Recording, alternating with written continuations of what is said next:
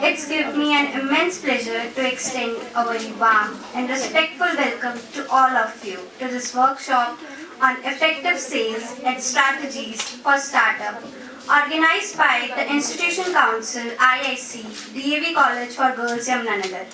At the outset, I feel honored to welcome our esteemed IIC President, our Principal Madam, Dr. Surinder Kaur. Your visionary leadership, constant guidance, and unwavering support to inspire us and motivate the Institution Innovation Council to work with dedication and excellence. We are truly grateful for your presence with us today. I would also like to extend a sincerely and cordially welcome to our respected IIC convener, Mrs. Vivek Ma'am. Your commitment, encouragement, and continuous efforts play a vital role in transforming ideas into meaningful initiatives. Your guidance has been the backbone of this event, and we deeply appreciate your invaluable contribution. A heartfelt welcome to our resource persons, respected faculty members, innovation ambassador, and all the enthusiastic students present here today. Your participation reflects your zeal for learning, innovation, and entrepreneurial growth.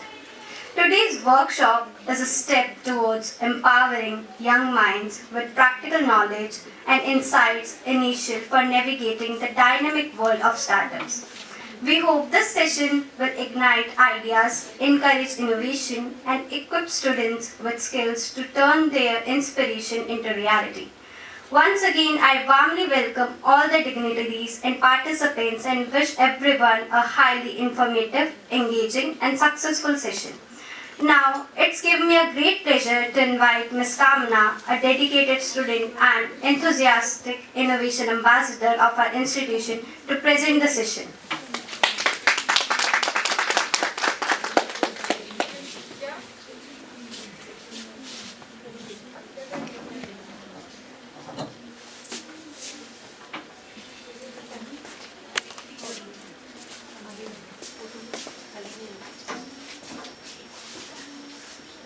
Good afternoon everyone.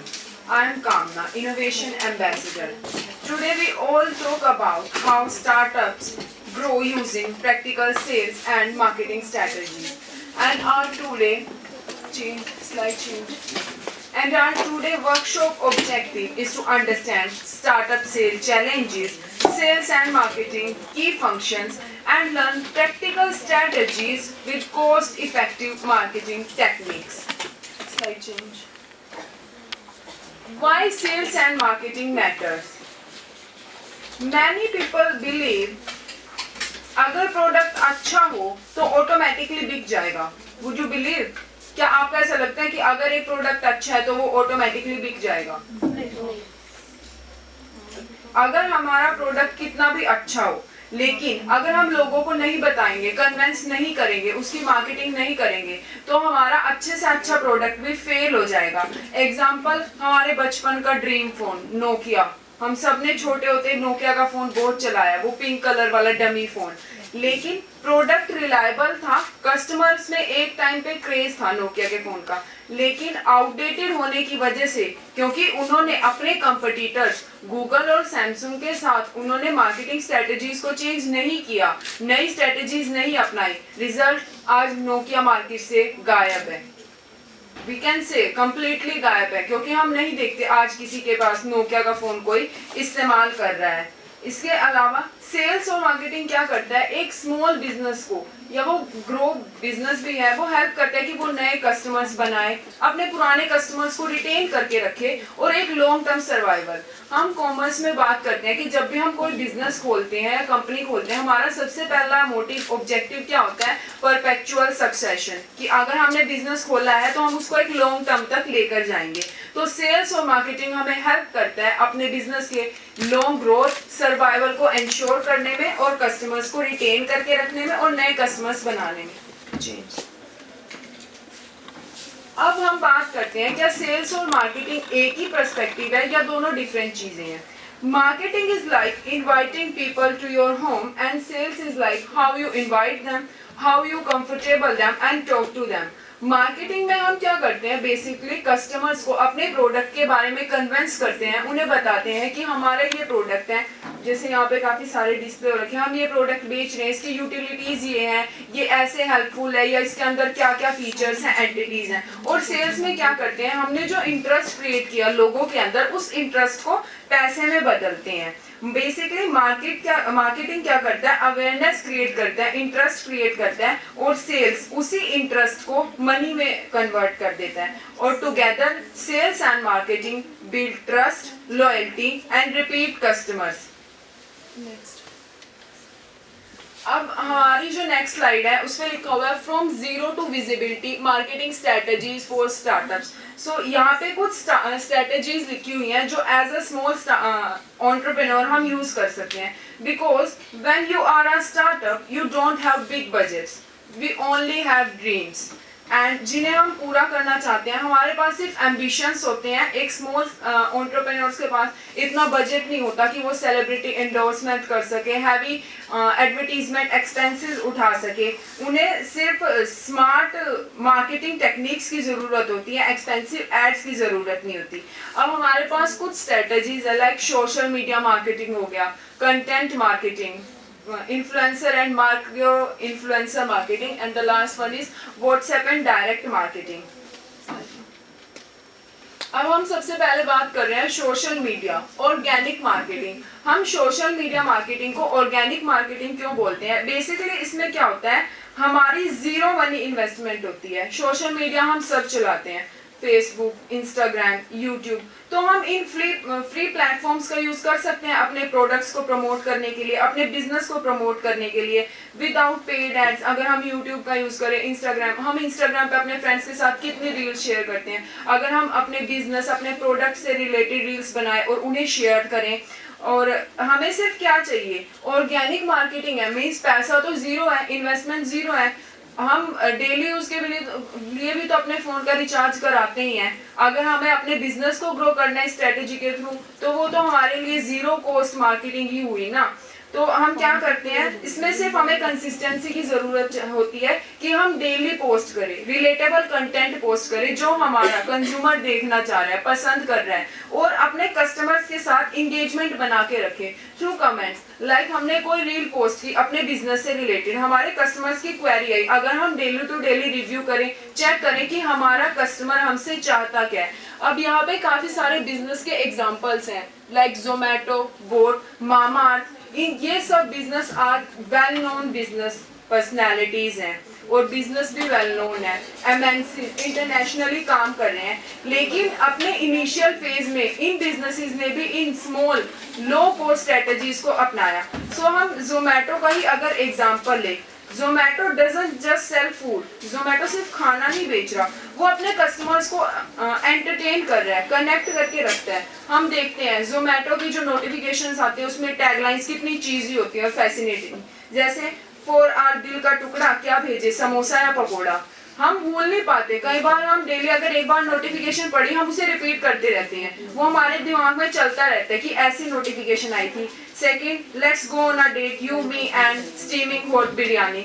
तो कहीं ना कहीं पूरे दिन के लिए जोमेटो ने हमें इंगेज कर दिया ना, हम उसी के बारे में सोच रहे हैं, ये वाली नोटिफिकेशन आई थी या ऐसा आया था। तो हम क्यों नहीं कर सकते अपने कॉन्टेक्ट्स को, अगर हम ग्रुप बनाए उनका, या फिर हम उनकी कम्युनिटी बनाए और उन्हें नोटिफिकेशंस भेजना शुरू करें, रिमाइंडर्स देना शुरू करें कि हमारा ये प्रोडक्ट है, हम इसमें ये मॉडिफिकेशंस कर रहे हैं, तो कस्टमर क्यों नहीं एंगेज होंगे और क्यों नहीं खरीदेंगे। और सेकेंडली ये क्या है, एक स्ट्रॉन्ग ट्रस्ट बिल्ड करता है कस्टमर्स के हम, क्योंकि हम कहीं ना कहीं डायरेक्टली इंगेज हो रहे हैं अपने कस्टमर्स के साथ, डायरेक्टली बात कर रहे हैं थ्रू कमेंट्स, एंड हम रिव्यूज ले रहे हैं कस्टमर से, क्या हम चेंज कर सकते हैं अपने प्रोडक्ट में, वो सब चीजें। Next slide.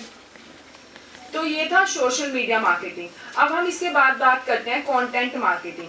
हम सोचते हैं कि सोशल मीडिया, कंटेंट, इन्फ्लुएंसर सब एक सी दो चीजें हैं, क्या ही डिफरेंस होगा, बट इनमें बहुत डिफरेंस है। कंटेंट मार्केटिंग में क्या करते हैं, हम अपने कस्टमर को पहले सिखाते हैं और बाद में बेचते हैं। ये सिर्फ बेचना नहीं है, हम हमारा कस्टमर जो हमसे सामान खरीदना चाह रहा है उसे सिखा रहे हैं। जैसे नायका की टैगलाइन ही क्या कहती है, योर ब्यूटी आवर पैशन। उन्होंने हमारी ज़रूरतें हैं उन्हें अपना बिजनेस बना लिया। जैसे वो इनिशियली क्या करते हैं, ब्यूटी ब्लॉग्स, ब्यूटी ट्यूटोरियल्स, उनके मेकअप ट्यूटोरियल्स वो सब देते हैं। Byju's fall in love with learning, बड़ी फैसिनेटिंग सी टैगलाइन है। कस्टमर को ऐसा लगता है कि हमारे लिए ही काम कर रहे हैं, बिल्कुल ऐसा लगता है कोई नॉन बिजनेस एक्टिविटी है, हमारे लिए ही की जा रही है। तो बायजूस भी फ्री लर्निंग वीडियोस देता है हमें। नीश हेयर हो गया, आई डोंट थिंक किसी को नीश हेयर के बारे में नहीं पता होगा। कितने लोग ऐसे हैं जिन्हें नीश हेयर का नहीं पता? नीश देते रहते हैं अपने एक्सटेंशंस का, चाहे वो हेयर बन है, स्क्रंचीज है, स्कैल्प एक्सटेंशंस हैं, उन सब का। तो कहीं ना कहीं वहां से भी तो कस्टमर एंगेज हो रहा है। हमने रैंडमली कोई क्लिप देखी, हम सोचते हैं कि हेयर एक्सटेंशन लेके क्या करेंगे, लगाना आता नहीं, और कहीं ना बार हमारे मन में हेजिटेशन होती है कि हम किससे पूछेंगे, किससे कैसे यूज करें। तो हम कंटेंट मार्केटिंग में वही तो कर रहे हैं, अपने कस्टमर की हेजिटेशन खत्म कर दी कि आप प्रोडक्ट यूज बाद में करना, हम पहले ही सिखा रहे हैं। Teach first and sell later, हमने आपको पहले ही बता दिया कि आप कैसे हमारा प्रोडक्ट यूज करोगे। उसके बाद आता है influencer and micro influencer market.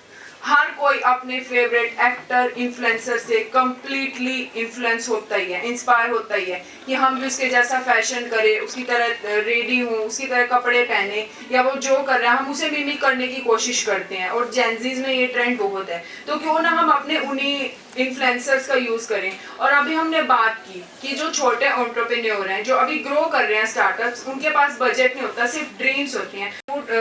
Vlogger है जो बेसिकली प्रमोशंस का काम करती है, जैस्मिन के Bhatia, and the another one Hardik A Spiderman. And I बैठ हमारे साथ जो कितने लोग बैठे हैं उनमें से आधों को तो पता भी नहीं होगा ये कौन है, तो हम उनका यूज तो कैसे ही करेंगे क्योंकि हम अवेयर ही नहीं है। और ट्रस्ट मी, ये जितनी भी मार्केटिंग स्ट्रेटेजीज हैं जीरो कॉस्ट, और अगर कॉस्ट है भी तो बिल्कुल लेस एक्सपेंसिव, ना के बराबर। तो हम क्यों ना इनका यूज करके अपने बिजनेस को ग्रो करें, इनका फायदा उठाएं। और कई बार क्या होता है, a famous face is not effective, the right influencer is more powerful than a famous one. हम अगर किसी बड़े सेलिब्रिटी को किसी चीज की ऐड करते हुए देखते हैं, इसका सबसे अच्छा एग्जांपल अमिताभ बच्चन नवरत्न तेल के लिए ऐड करता था। ऑडियंस के मन में पहली बात क्या आती थी कि इतना फेमस सेलिब्रिटी क्या खुद नवरत्न तेल यूज करता होगा, ये 1 रुपए वाला पाउच यूज करेगा अमिताभ बच्चन। तो वो ऑडियंस के माइंड को कहीं ना कहीं वो नहीं समझ पा रहे थे। लेकिन अगर एक माइक्रो इन्फ्लुएंसर जो छोटे लेवल पे काम कर रहा है और वो हमें कुछ सजेस्ट करे, तो हम ऑब्वियसली ट्राई करना चाहेंगे कि ये भी कहीं ना कहीं हमारे लेवल का ही है, हम सेम ग्राउंड पे हैं, तो ये हमें अच्छा ही सजेस्ट करेगा। और इस अगर हम influencer and micro influencer marketing का यूज करते हैं तो हमें क्या होता है, बेटर रिजल्ट मिलते हैं, लो कॉस्ट पे, अफोर्डेबल है, ये इजीली हम इसका यूज कर सकते हैं। अगर कोई लोकल ब्यूटी ब्लॉगर हमें कुछ रेकमेंड कर रहा है कोई प्रोडक्ट, तो लोग उसमें ज्यादा बिलीव करेंगे एक हाई बिग सेलिब्रिटी एडवर्टीजमेंट के कंपैरिजन में।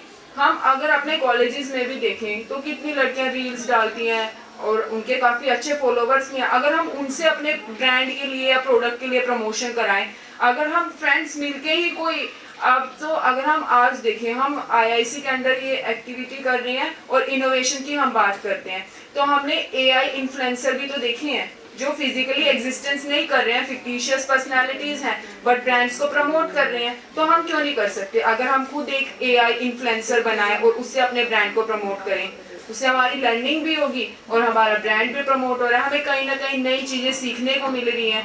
तो अगर हम इनका यूज करते हैं यमुनानगर में, अगर हम यमुनानगर से थोड़ा बड़े लेवल पे बढ़े, हरियाणा में भी कितने इन्फ्लुएंसर्स हैं और हम देखते भी, अब बहुतों की टैगलाइन भी होती है कि हम हेल्प कर रहे हैं, तो शायद वहाँ एंडोर्समेंट का एक्सपेंस भी हमारा खत्म हो जाता है, जो हमारा बजट सबसे बड़ी प्रॉब्लम होता है।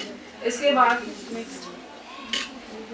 व्हाट्सएप एंड डायरेक्ट मार्केटिंग, हम देखते हैं काफी सारी कम्युनिटीज के ग्रुप्स बने होते हैं और वो डायरेक्ट हमें अपने प्रोडक्ट व्हाट्सएप करते हैं, हम अपने कस्टमर से डायरेक्टली टॉक करते हैं। और ये मोस्ट पावरफुल मार्केटिंग टूल है आज के टाइम में, क्योंकि हम पर्सनली मैसेज कर रहे हैं, अपने अपडेट्स ऑफर कर रहे हैं, हाई रिस्पॉन्स रेट है। अब हम एग्जांपल लेते हैं मीशो, कितनी बार हमारे पास मीशो के मैसेजेस आते हैं, प्रोडक्ट शेयर कर रहे हैं वो व्हाट्सएप के थ्रू कि हमने ये ऑफर निकाला है, ये सेल चल रही है, तो क्या आप खरीदना चाहेंगे, आपको पता है हम ये कर रहे हैं। या फिर जो लोकल बुटीक्स और सैलून्स होते हैं उनके भी तो ग्रुप्स बने होते हैं और वो अपने रिकमेंडेशंस ग्रुप्स में भेजते रहते हैं।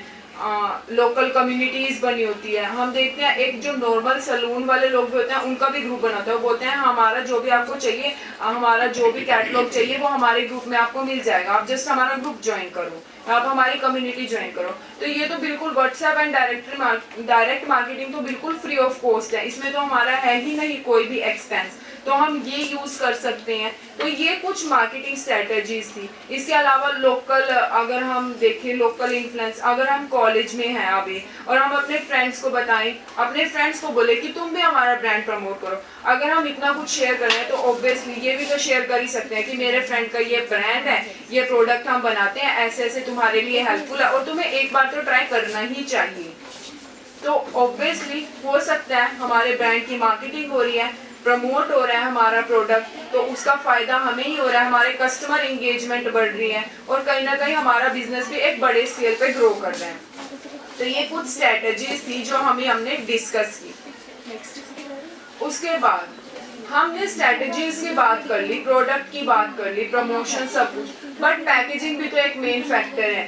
कई बार हम ऑनलाइन शॉपिंग करते हैं और हम प्लेटफॉर्म क्या देख के डिसाइड करते हैं कि मिंत्रा की तो पैकेजिंग बढ़िया नहीं है, हम फ्लिपकार्ट से ऑर्डर कर लेते हैं। तो पैकेजिंग भी तो एक बड़ा फैक्टर हुआ ना, जो हमारे ऑडियंस को अफेक्ट कर रहा है, जो हमारा प्रोडक्ट बिकेगा या नहीं बिकेगा ये डिसाइड कर रहे हैं। So before using a product customer sees the packaging and attractive packaging grab attention. कई बार हम पता क्या बात करते हैं कि मुझे खरीदना नहीं था पर पैकेजिंग अच्छी थी, मेरा दिल आ गया, मैंने ले लिया, चाहे वो हमारे लिए यूजफुल नहीं था लेकिन पैकेजिंग इतनी अच्छी, इतनी फैसिनेटिंग थी कि हमने खरीद लिया। तो पैकेजिंग ने अट्रैक्ट किया एकदम से कस्टमर को, तो हमारी पैकेजिंग भी अच्छी होनी चाहिए। इको फ्रेंडली पैकेजिंग, आजकल इको फ्रेंडली पैकेजिंग का बहुत ट्रेंड चल रहा है और ये कहीं ना कहीं एक ट्रस्ट बिल्ड करते हैं हमारे कस्टमर के अंदर। अभी जो पैकेजिंग ट्रेंड चल रहा है हम देखते हैं पेपर बैग्स होते हैं बायोडिग्रेडेबल मटेरियल के और उनमें सीड्स होते हैं, जो नीचे पैकेजिंग की वो जो कवर होता है जहाँ से वो फोल्ड होते हैं उसमें सीड्स होते हैं कि आपने प्रोडक्ट यूज किया उसके बाद आप इसे ग्रो कीजिए। तो इको फ्रेंडली भी हुआ वो और पैकेजिंग भी कस्टमर को बड़ी फैसिनेटिंग लगती है। अगर हम पहली बार सुन रहे हैं कि अरे पैकेजिंग के साथ साथ हमें बीज भी मिल रहे हैं पौधे उगाने के लिए, तो एक बार तो दिमाग में आएगा कि यार ऐसा हो कैसे रहा है, चलो खरीद के देखते हैं। तो कस्टमर अट्रैक्ट हुआ और good packaging tales a brand story. अभी मैंने कहा कि हम बोलते हैं मिंत्रा की पैकेजिंग अच्छी नहीं है तो मिंत्रा से नहीं खरीदते, फ्लिपकार्ट से खरीदते हैं। तो उसकी पैकेजिंग ने क्या किया, उसके बैक हैंड पे जो भी काम था वो पूरी स्टोरी डिफाइन कर दी कि ब्रांड की वैल्यू क्या है, सिर्फ पैकेजिंग नहीं। Packaging tells even when you are silent. कई बार हम बोलते हैं कई प्रोडक्ट्स की ना पैकेजिंग बड़ी अच्छी होती है, चाहे हमने प्रोडक्ट यूज भी नहीं किया फिर भी हम कहीं ना कहीं वर्ड ऑफ माउथ के थ्रू ना उसे प्रमोट कर रहे होते हैं कि पैकेजिंग अच्छी है ना तो प्रोडक्ट तो हमारा अच्छा होगा ही। अब हमारा फैशन डिजाइनिंग डिपार्टमेंट जहाँ इतने सारे स्मॉल एंटरप्रेन्योर्स हैं वो डेली डील कर रहे हैं इस चीज़ में, उनके प्रोडक्ट सेल हो रहे हैं। अब हमारे डिपार्टमेंट की साक्षी मैम और निधि मैम हमें कुछ लाइव डेमोज देंगी कुछ पैकेजिंग के आइडियाज के, सो प्लीज हम उन पे फोकस करते हैं। Priyanshi ma'am sorry. Packaging matters more, really more than anything else. तो अगर बाय चांस मुझे ये फ्लावर पैक करना है बट मैं इस कोन में पैक करने की बजाय इस फ्लावर को इसके अंदर पैक करूँ तो क्या अच्छा लगेगा? इसीलिए packaging matters really more than anything else. हमारी जैसे भी हम दिखाना चाहते हैं प्रोडक्ट को उसके लिए पैकेजिंग बहुत इंपॉर्टेंट होती है। अभी मैं अगर मैं दिख रहा है सबको? तो पीछे बहुत पीछे आगे भी आ सकते हो बेटा आप लोग थोड़ा। इस काइंड ऑफ पैकेजिंग और ये सारी रीयूजेबल पेपर से बनी है, हमने रीयूज किया है इस पेपर को। ये सारी पैकेजिंग डेली में बनती है, पेपर की, बैग्स की, इस तरह के पोटली बैग्स की। ये हमारे बच्चे ने बनाया हुआ है। She is sitting right there. Tanvi बेटा स्टैंड करना एक बार। इसको पहले खोल के दिखाओ। ऑर्डर था इसको, इसने नॉर्मली हैंड ओवर करने की बजाय सुंदर सी पॉटली भी खुद बनाई है और ये ऐसे उसको सेल करने वाली है। तो माइट भी पैकेजिंग को देख के उसको 4 बैंगल्स का और ऑर्डर आ जाए क्योंकि टीचर तो बहुत अट्रैक्ट होते हैं इस चीज की तरफ। तो I think we should clap for her also. इसी टाइप की और पैकेजिंग हैं जिस तरह की ये फैब्रिक रैपिंग होती है और क्योंकि फैब्रिक लाइफ टाइम कभी खराब नहीं होता तो ये पैकेजिंग सबसे ज़्यादा यूजफुल बहुत चल रही है ये। Yes ma'am. इवन फिलिप्स का आया, तो उसमें भी ऐसी पैकिंग जो पैकिंग। एक्चुअली मैम ये स्टाइल ऑफ पैकेजिंग आता है हिस्ट्री में, कोरियन हिस्ट्री से, क्योंकि वहाँ पे आज भी सारी चीज़ें जो पैक होती हैं फैब्रिक में पैक होती हैं, ताकि एक तो ठीक रहे, मॉइस्चर उनका इवापोरेट हो जाए, पेपर में ट्रैप होकर ना रह जाए, और दूसरा ये पेपर जो होता है ये हमारा फैब्रिक, ये आप जितनी मर्जी बार यूज़ कर सकते हो, कभी लाइफ टाइम ख़राब नहीं होगा। सस्टेनेबल हो गया ना जी। अब अगर इसको मैं आपको करके दिखाऊँ ऐसे बेटा मैम डेमो दे रहे हैं। अब यहाँ थोड़ा सा या उस पे बच्चों पर आगे आ सकते हैं बेटा, उस पर आ सकते हैं जो देखना चाहते हैं बच्चे इस तरह की पैकिंग को। जी। अभी इस रैपिंग में आप किसी भी टाइप का कुछ भी यूज़ कर सकते हो। दिख रहा है किसी को? स्केयर हो रहा है पीछे वाले को कैसे दिखेगा? आगे आके दिखोगे तो हमें दिखेगा, बाद आ जाओ में आगे। यूज़ कर सकते हैं। हमें स्केयर होनी है ये। It is- पूरा स्केयर खोल के। अच्छा स्केयर। इस फैब्रिक का बाद में आप कैसे मर्जी यूज़ कर सकते हैं, और क्योंकि इसमें बहुत ज़्यादा टेक्निक्स नहीं यूज़ होती, इजी होता है, तो आप इसको जैसे मर्जी वैसे चाहे यूज़ करें।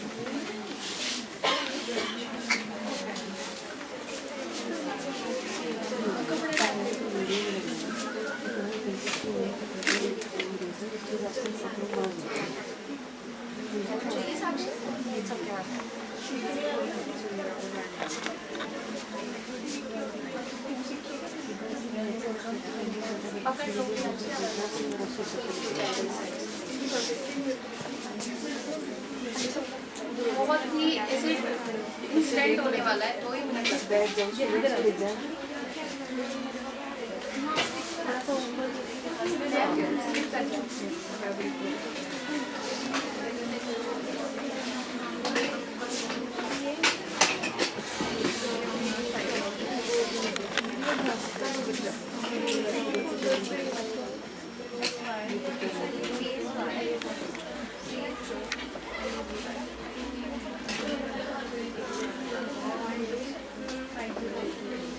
बेटा पीछे नो टॉगिंग। पहले अभी तक मैंने सिर्फ इतना रैप किया है, इसके बाद टू कंसील ऑल दिस, क्योंकि कुछ ना कुछ तो हमारे पास शेड्स वगैरह जो बचे हैं, तो conceal all this, I take this and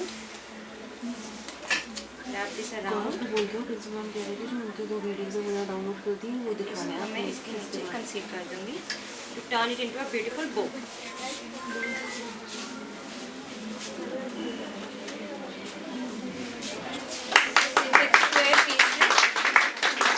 similarly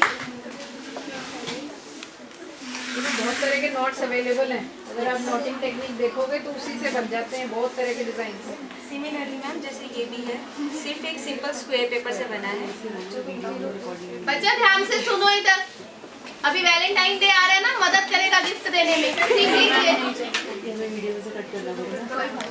for example ये सारी जो पैकेजिंग्स हैं, अगर आप ध्यान से देखें, इसमें भी हमने सिर्फ एक स्क्वायर पीस लिया है एंड इसको रैप किया है। This is also done by our student Ashmi, please stand up.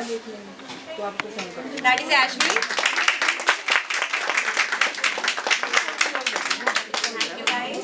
ना सिर्फ उसने ये पैकेजिंग की है, उसने ये सोप्स भी खुद बनाई है। सिमिलरली ये पैकेजिंग जो है ये सिर्फ एक स्क्वायर पेपर से बनी है, दैट इज ऑल्सो रीयूज्ड।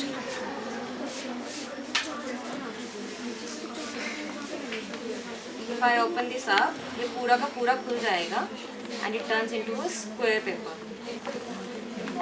ये देखिए, ये ट्राइंगल जो आपका है पूरा का पूरा आप खोल सकते हो and it turns into a square paper। बाद में इस पेपर को जैसे मर्जी आप यूज करना चाहें कर सकते हैं। इसको दोबारा से बांध कर इसमें दोबारा से रिबन लगा के आप इसको एज इट इज भी यूज कर सकते हो।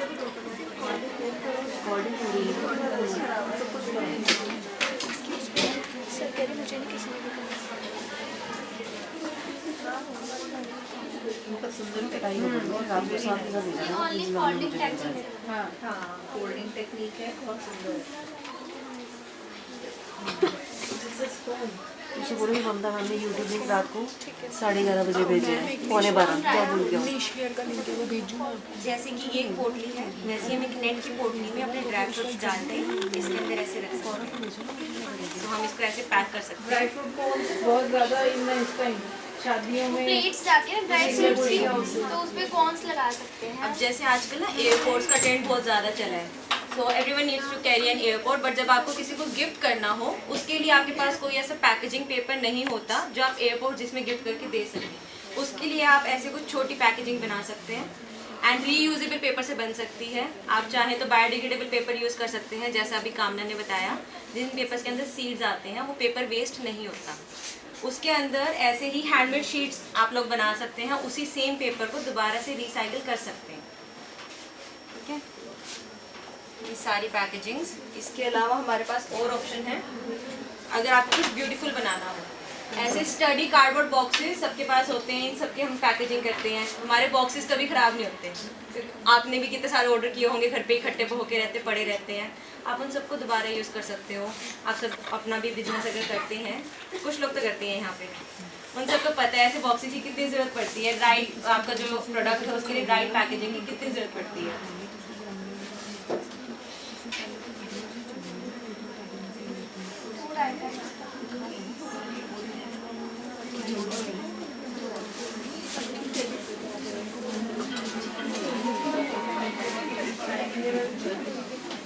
ओके, कोई मुझे बता सकता है ये जो टाइप की पैकेजिंग है ये कैसे हुई होगी? Fan folding, please stand up. Yes, fan folding की हेल्प से करी गई है। Very good. अच्छा, फैन फोल्डिंग की हेल्प से की गई है, बिल्कुल सही है। क्या आप इस पैकेजिंग को यूज़ करना प्रेफर करोगे? इसको ओपन करना थोड़ा ओके, तो ये जो फैन फोल्डिंग की टेक्निक होती है इसको सिर्फ ऊपर सजावट के लिए लगाया जाता है। अदरवाइज ये सेम पेपर और ये पेपर एकदम सेम टेक्निक से बनता है। सो अगर आपको अपना कोई ब्रांड चलाना हो, so would you like to consider this as a packaging as a decorative purpose? Yes. तो बाकी सभी ध्यान से सुने, एज ए डेकोरेटिव पर्पस आप ऐसी कोई भी चीज़ डेकोरेशन में यूज़ कर सकते हो अपनी पैकेजिंग एनहांस करने के लिए।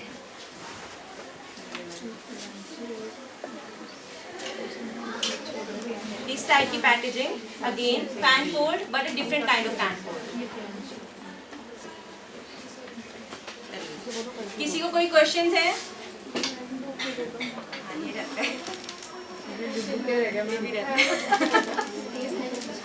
ये बुके भी रह गया, अनफॉर्चुनेटली मैं भूल गई इसके बारे में।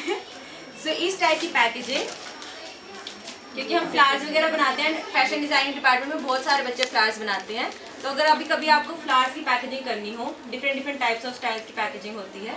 ये स्टैंडिंग पैकेजिंग है जिसमें पूरा राउंड में होती है। आपने बहुत सारे देखे होंगे जो स्टैंड में होती है बट ओपन फेस होती है। कुछ होती है जो लेड बैक होते हैं, जो हम सिंपली किसी को गिफ्ट करने के लिए पैक करवाते हैं।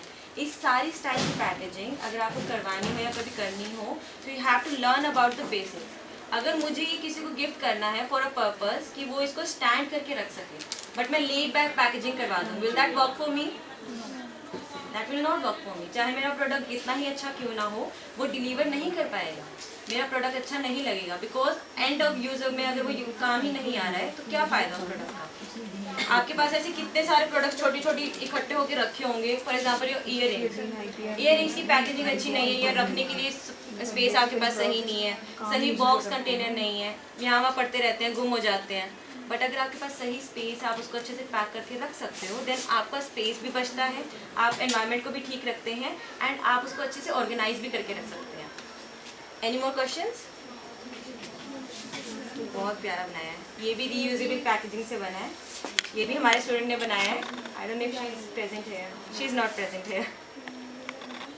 हाँ,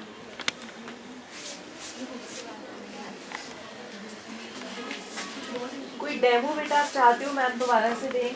अगर किसी को कोई डेमो दोबारा देखना है, इनमें से कुछ भी सीखना है, यू कैन आस्क मी। बेटा वर्कशॉप का पर्पस ही यही है, तुमको यहाँ बिठाने किस लिए बिठाया है सबको, ताकि तुम्हारे मन में कोई क्वेरी है तो उसको पूछ लो। तुम्हें ना ये वाली क्लासेस, मैं सच्ची बताऊँ, 1000 रुपये पर फोल्डिंग, 1000 रुपीज़ पर फोल्डिंग से क्लासेस शुरू होती हैं। ये किसी टाइप की पैकेजिंग सीखनी है, आगे आ जाओ, आगे पूछ लो। बच्चे हम सामान बहुत अच्छा बनाते हैं, बट अगर मार्केटिंग स्ट्रेटजी अच्छी नहीं है तो उतना अच्छा सेल नहीं कर पाते हैं। ये आज मार्केटिंग स्ट्रेटजीज ही है ना, अपनी प्रोडक्ट को कैसे अच्छे से अच्छे आप मार्केट में कमर्शलाइज कर सकें। तो it can be any product. जो मैम ने भी आपको एग्जांपल्स दिए हैं, कुछ एग्जांपल्स दिए हैं, ऐसे बहुत सारे और हो सकते हैं, बहुत सारी और प्रोडक्ट से कोरिलेट कर सकते हैं। ठीक है, किसी को कुछ सीखना है, कुछ पूछना है, मैम से कुछ रिपीट कराना चाहते हो कर सकते हो, otherwise department of fashion designing में जाकर वहाँ से सीख भी सकते हो। करा सकते हो। हाँ वैसे ही डोंट डिजर्व। जब आज सिखा रहे हैं तो सीख। हाँ जी, आ जाओ क्या बोलना बोल।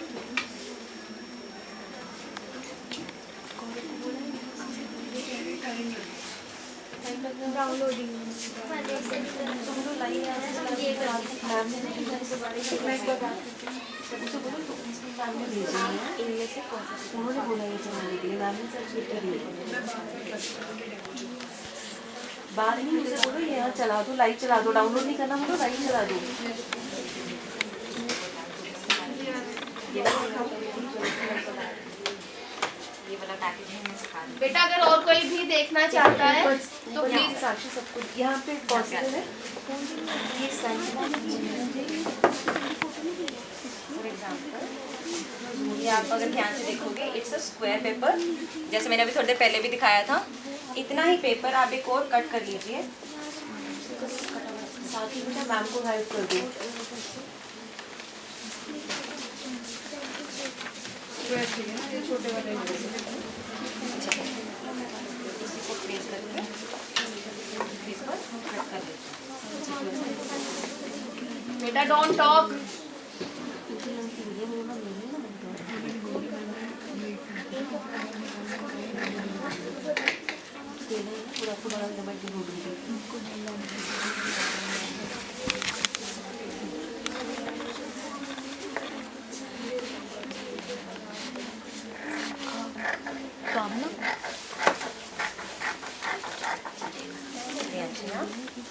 ओके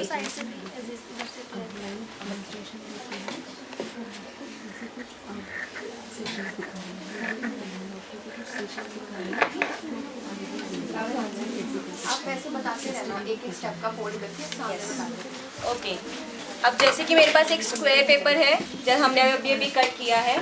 बचपन में सबने नाव तो सबने बनाई हुई है, सबने बनाई है। फोल्ड करना सबको आता है। हमें इसे एक स्क्वायर में टर्न करके इसको फोल्ड करना है 3 बार, हाफ एंड देन हाफ। तुम देखो कौन रहेगा। हाँ तो फिर भेजो।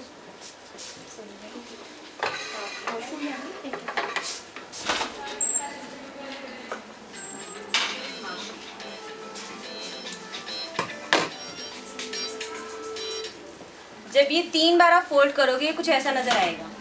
ओके ठीक है, इसके बाद इसको दोबारा से फोल्ड करना है, बट दिस टाइम इस शेप में कि जो ये स्क्वायर है, जो आपका ये पीस था स्ट्रेट लाइन, ये यहाँ पे आ जाए।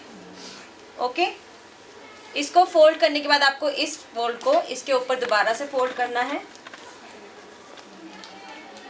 एंड ये इस शेप में नजर आएगा। Then open it up. और मेरे पास जो जो मुझे यूजुअल लाइंस चाहिए, मेरे पास सारी लाइंस हैं। अब मुझे इसमें कुछ और लाइंस चाहिए, जिसके लिए मैं इस पेपर को इस शेप में फोल्ड करूँगी। पूरा नहीं, हाफ, थोड़ा सा उस साइड से कॉर्नर में छोड़कर फिर फोल्ड करूँगी। और ऐसा मैं चारों डायरेक्शंस में करूँगी। ऑर्गेनिक टाइप का सिस्टम है ना, ऑर्गेनिक वैसे।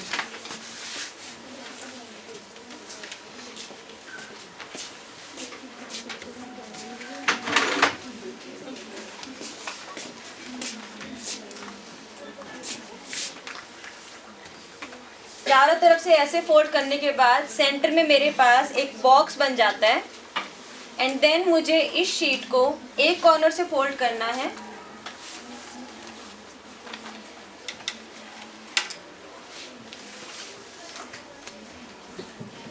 इस शेप में।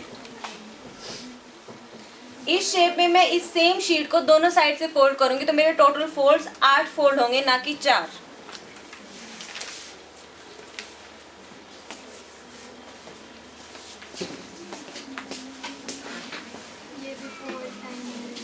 ये 8 टाइम्स फोल्ड होंगे बेटा, क्योंकि एक शीट 2 साइड से फोल्ड होगी। सारी डायरेक्शन से करना चारों पे है जी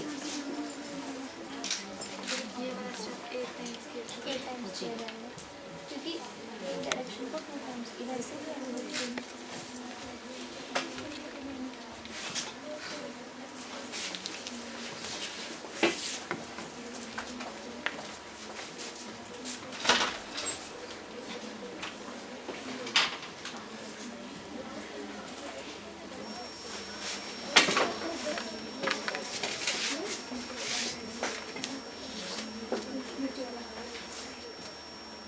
now the last fold. Pack their soaps.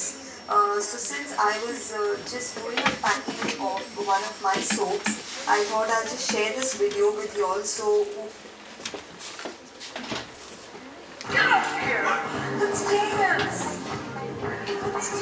Okay, now I have all my desired lines here. सारी मेरे पास लाइंस अवेलेबल हैं आफ्टर द लास्ट फोल्ड. अब मुझे सिर्फ और सिर्फ इस पेपर को थोड़ा सा मैनिपुलेट करके इसकी शेप को खड़ा करना है.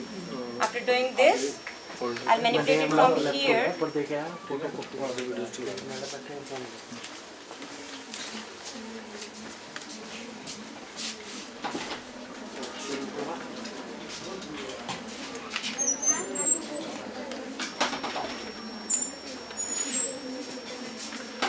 देखने में इजी लगता है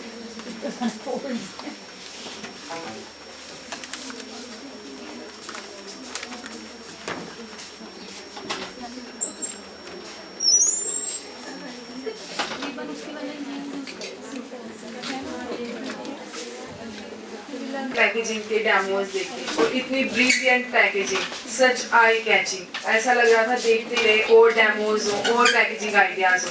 तो हम कह सकते हैं packaging is the silent salesman on the shelf, क्योंकि हमारा फर्स्ट अटेंशन जो कैच करती है वो है पैकेजिंग.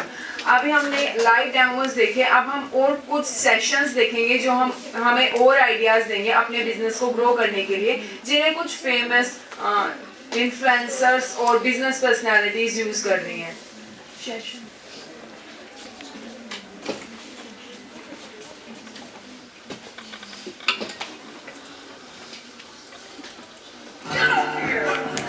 शेयर का सेशन जिसकी हमने बात की थी.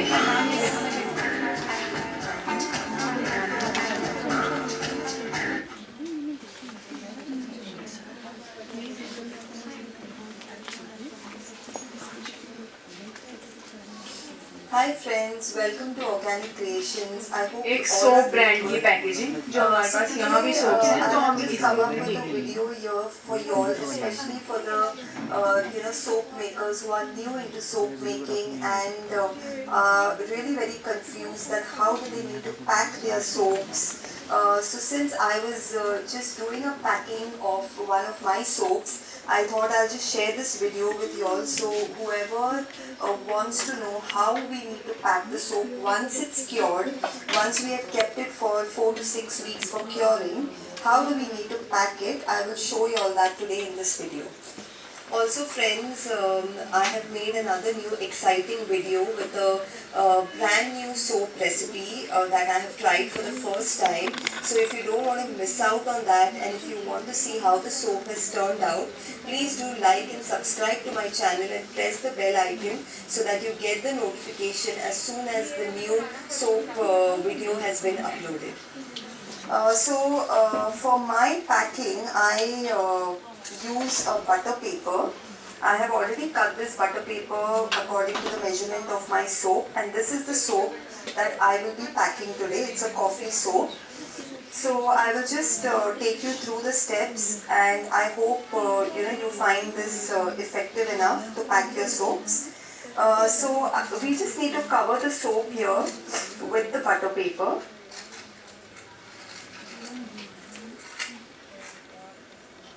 So you don't, put your soaps directly into the box in which you give away your soaps. You need to first cover it with something, so that if there's any extra moisture on the soap, it gets absorbed. So I will be covering this with the butter paper, and I'll be just putting sellotape to cover it. And this is how I just do the packing.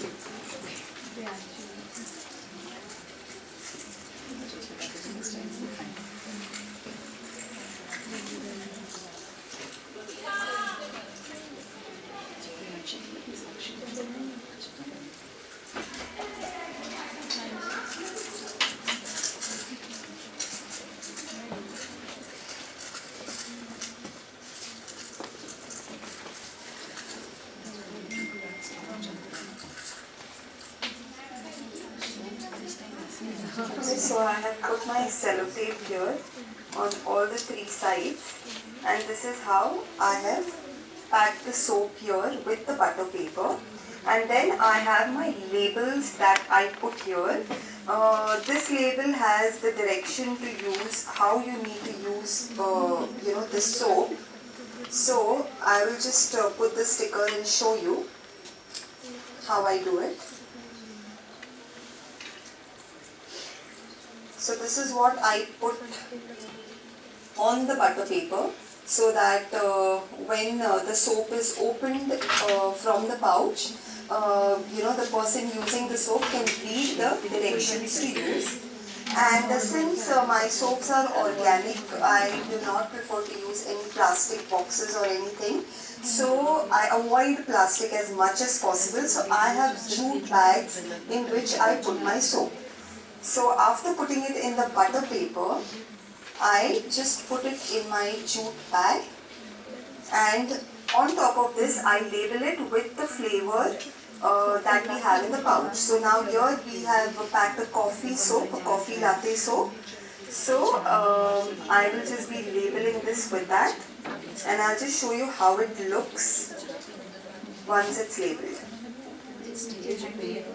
So this is the front label that we have, and at the back we have all the ingredients that we have used to make the soap. So that is what we'll be putting on the back side.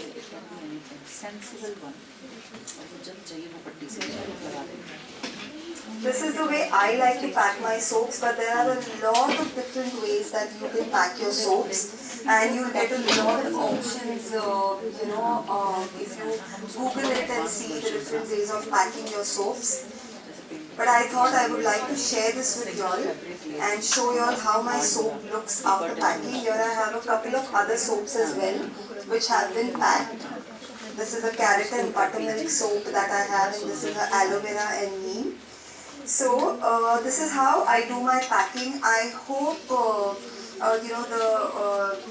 the soap makers who are new into this and who really don't know how they need to go about packing the soaps when they are giving it to their customers. I hope this video can be of some help to you, so you know how you don't have to directly take your soap and put it in the pouch. Please don't do that, because sometimes if your soaps are too moist, it can stick on the box, and that doesn't give a good customer experience. So friends, I'll be sharing much more tips with you all, on how you need to do packaging. I would also share some tips on labeling for the newcomers especially. And if you're liking my videos, you're finding some learning in these videos which is helping you. Ideas. We can say a good product speak once, but great packaging make it here. जब तक हमारी packaging अच्छी नहीं होगी, हमारा product कितना भी अच्छा हो, हमारे जो कस्टमर्स हैं वो कभी भी अट्रैक्ट नहीं होंगे हमारे प्रोडक्ट के लिए.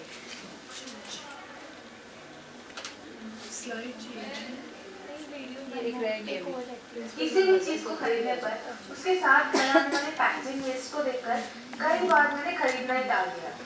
हाल ही में मैंने कंप्यूटर खरीदा, और आप यकीन नहीं करोगे कि उसमें जो छोटा सा प्रोसेसर यूज हुआ था, वो इतना सारा मटेरियल में पैक होकर आया था.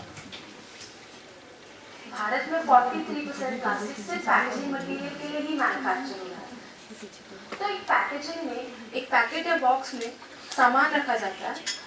डेलिकेट सामान हो तो नहीं टूटे, इसीलिए खाली जगह को फिलर से भर दिया जाता है. और आखिर में बॉक्स या पैकेट को बंद करने के लिए सेलो टेप. जो सामान अमेज़न प्लास्टिक में पैक करके भेजते थे, वो आजकल कागज या कार्डबोर्ड में भेजने लगे. सिर्फ इतना ही नहीं, अमेज़ॉन ने 2020 में 100 शहरों में पैकेजिंग फ्री डिलीवरी का भी अनाउंसमेंट किया है।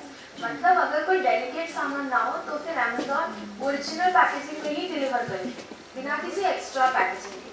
लेकिन मिनिमम पैकेजिंग के साथ ही जो ओरिजिनल पैकेजिंग है उसे भी जितना हो सके एनवायरनमेंट फ्रेंडली करने के लिए काफ़ी सारे ब्रांड्स एक्सपेरिमेंट कर रहे हैं।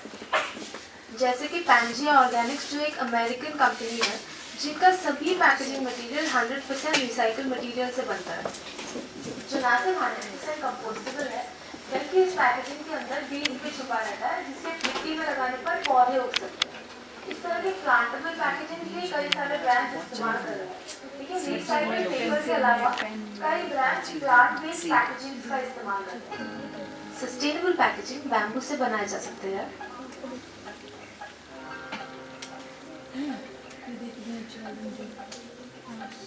कॉर्नस्टार्च से बना सकते हैं,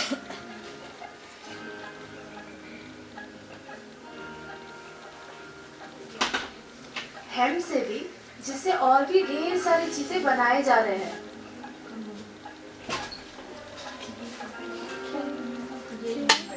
मशरूम से भी बनाए जा सकते हैं,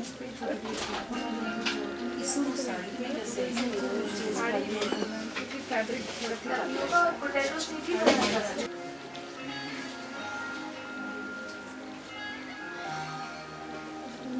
और खाद्य कचरे से भी बनाए जा सकते हैं। भारत में काफी खेतों में धान की खेती होती है।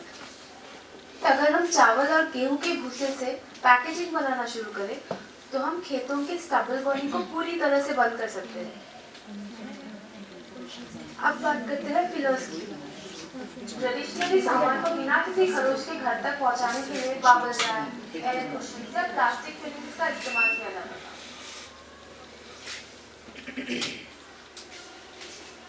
हाल ही में मैंने एक कंपोस्ट बिन खरीदा जो इस बॉक्स में आया था।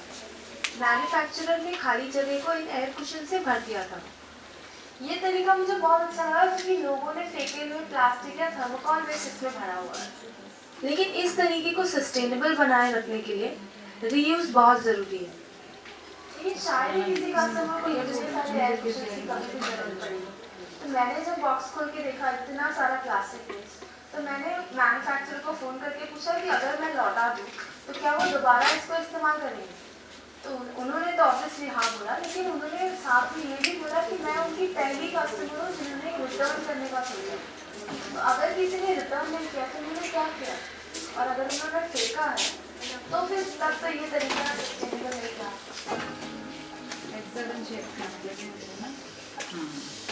100% रिसाइकल पेपर या न्यूज़पेपर को क्रम्बल करके अगर भर दो तो कागज़ के छोटे टुकड़ों को भरने से काफ़ी अच्छा होगा, क्योंकि ज़्यादातर इस तरह के छोटे छोटे कागज़ के टुकड़ों को कोई नहीं यूज़ करता।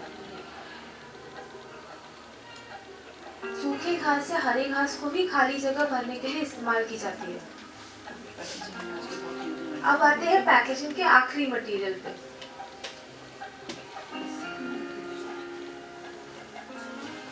ब्राउन टेप के बजाय कॉटन या जूट की रस्सी को इस्तेमाल किया जा सकता है,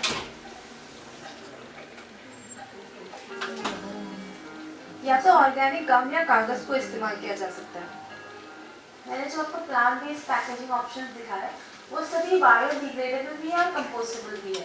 लेकिन जनरल आइडिया ये है कि इनके कंपोस्टिंग के लिए कमर्शियल कंपोस्टिंग यूनिट्स लगेंगे। घरों के कंपोस्टिंग बिन्स में ये होना थोड़ा सा मुश्किल है। ये सुनकर अगर आपको लगता है कि प्लास्टिक पैकेजिंग ही ठीक है, तो 2016 के वेस्ट मैनेजमेंट में एक्सटेंडेड प्रोड्यूसर्स रिस्पॉन्सिबिलिटी अनाउंस हुई थी। जो लोग मार्केट में चीज़ों को ले आते हैं उन पर एक रिस्पॉन्सिबिलिटी सौंपी जा रही है पैकेजिंग वेस्ट को कलेक्ट और प्रोसेस करने का। लेकिन कंपोस्टिंग, रिसाइकलिंग से कई ज़्यादा एनवायरनमेंट फ्रेंडली विकल्प हैं। तो अगर आप सस्टेनेबल ऑप्शंस को चूज़ करते हो और अगर आप प्लांट बेस्ड पैकेजिंग मटेरियल को चूज़ करते हो तो पहली बात आप ऐसे मैन्युफैक्चरर को चूज़ कीजिए जो ऑर्गेनिक फार्मिंग को सपोर्ट करता हो, और आपके पैकेजिंग में साफ शब्दों में आप लिखिए कि ये किस चीज़ से बना है और इसका सही तरीके का डिस्पोजल क्या है। आज के लिए इतना ही, अगले किस्से फिर मिलता है। पैकेजिंग देखी जो सस्टेनेबल ग्रोथ को प्रमोट कर रही है, बायोडिग्रेडेबल है, इको फ्रेंडली है, तो वो हमारी ऑडियंस के अंदर, हमारे कस्टमर्स के अंदर एक ट्रस्ट भी बिल्ड कर रही है कि एक पर्टिकुलर ब्रांड ना सिर्फ हमें प्रोडक्ट सर्व कर रहा है, पैकेजिंग दे रहा है, बल्कि हमारे फ्यूचर को भी ध्यान में रख रहा है, इन्वायरमेंट पे भी फोकस कर रहा है। The power combo, strategy plus entrepreneurship. Strategy alone is not enough. The entrepreneur's attitude matters. Business grow when strategy and mindset work together. Because when the world doubted, Dhirubhai Ambani imagined that is the true entrepreneur mindset. एक entrepreneur कभी भी opportunity का wait नहीं करता, वो खुद opportunity build करता है, उसके ऊपर काम करता है। अगर हम कहें हमारे पास एक्सपेंसिव एडवर्टीजमेंट्स हैं, सेलिब्रिटी एंडोर्समेंट्स हैं, लेकिन जो हमारा एंटरप्रेन्योर है, जो ओनर है, उसके अंदर एक विल पावर नहीं है कि वो कुछ करना चाहता है, अपने ब्रांड को आगे लेके जाना चाहते हैं, तो सारी स्ट्रेटजीज कंप्लीट वेस्ट है। Next, from theory to practice, on ground business execution.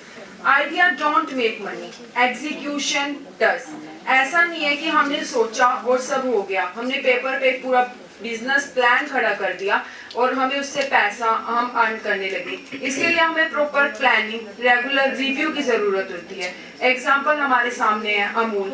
Amul के पास थ्योरी नहीं थी, कोई डिग्री नहीं थी, पर उन्होंने सिर्फ प्लान नहीं बनाया, उसको डेली रिव्यू किया और आज हम कह सकते हैं कि वो इंडिया की बिगेस्ट सप्लाई चेन में से एक है। एक एंटरप्रेन्योर को ऑन ग्राउंड बिजनेस एग्जीक्यूशन करने के लिए कुछ बातों को ध्यान में रखने की बहुत जरूरत है। प्रॉपर प्लानिंग, हम अपने कस्टमर, अपनी सोसाइटी, अपने रिसोर्सेज को ध्यान में रख के एक प्रॉपर प्लान तैयार करें, ब्लूप्रिंट तैयार करें। एडिक्वेट कैपिटल मैनेजमेंट, हम देखें हमारी कैपिटल कहाँ से आएगी, हमें कितनी जरूरत है, एक एडिक्वेट प्लान हो हमारे पास। Effective marketing and promotion techniques, जिनकी हमने आज बात की कि इनिशियल स्टेज में हम लो कॉस्ट या फिर free of cost marketing strategies का यूज करें। इसके साथ साथ टेक्नोलॉजी का हम यूज करें, रेगुलर रिव्यू करें अपने बिजनेस का, हमारे बिजनेस में क्या चल रहा है, हमारा कस्टमर क्या चाहता है, कमेंट्स में वो हमें क्या आइडियाज दे रहा है, और अपने प्रोडक्ट में मॉडिफिकेशंस लेके आए। इनोवेशन और क्रिएटिविटी पे फोकस करें। एंड इनोवेशन एंड क्रिएटिविटी का एक ग्रेटेस्ट एग्जांपल था सस्टेनेबल एंड बायोडिग्रेडेबल पैकेजिंग, जिसमें सीड्स हमें पहले से हमारा जो सेलर है वो दे रहा है कि आप यूज करो और ग्रो करो फिर इन सीड्स को। इसके साथ साथ हम अपनी लीगल कंप्लायंस को भी ध्यान में रखें कि अगर हम कोई बिजनेस चला रहे हैं, क्या हमें उसके लिए किसी लाइसेंस की जरूरत है, कोई लीगल प्रोटोकॉल्स हैं। जैसे अगर हम फूड का बिजनेस चला रहे हैं तो हमें FSSAI, एगमार्क्स, इन सब चीजों को ध्यान में रखना पड़ता है। The human side of marketing strategies, अभी तक हमने जितनी मार्केटिंग स्ट्रेटजीज की बात की वो हम टेक्नोलॉजी के थ्रू कर रहे थे या ऑनलाइन मोड में कर रहे थे, लेकिन marketing is done by human for humans. Her brand के पीछे एक ह्यूमन है, उसके आइडियाज हैं, उसका विजन है, लेकिन एक ह्यूमन के अंदर एक एंटरप्रेन्योर बनने के लिए कुछ क्वालिटीज का होना जरूरी है। Communication, honesty, leadership and learning mindset. उसे विजनरी थिंकिंग का होना चाहिए, वो दूर की सोच कर चले, परपेचुअल सक्सेशन देखे अपने बिजनेस का। इफेक्टिव कम्युनिकेशन स्किल्स हो उसकी, वो कॉन्टिन्यूस लर्निंग पे फोकस करे, एक रिस्क टेकिंग एबिलिटी हो उसके अंदर, और वो अपने कस्टमर्स के साथ स्ट्रॉन्ग रिलेशनशिप बिल्ड करके रखे। क्योंकि people don't buy product, they buy people, they buy trust and loyalty. At the end, marketing is not about manipulation. It's about understanding people, adding values and building trust. Idea सबके पास होता है, लेकिन market उसको याद रखती है जो उसे एग्जीक्यूट करता है। जैसे अमन ने आवाज पे विश्वास किया और रितेश ने कमरे से एम्पायर बनाया। Thank you. Words and valuable guidance, your encouragement has inspired us to think innovatively.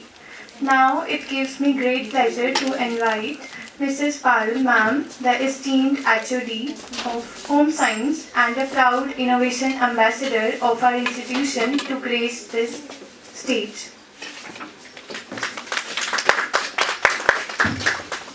Good morning. Afternoon हो गया। बच्चे पहले स्लाइड लगाओ, वो जो पैकेजिंग करी, मार्केटिंग करी। मतलब मुझे बहुत अच्छा लगा, कामना ने इतने अच्छे से इसको एक्सप्लेन किया कि एक स्टूडेंट जो अभी तक एंटरप्रेन्योर बन गए हो?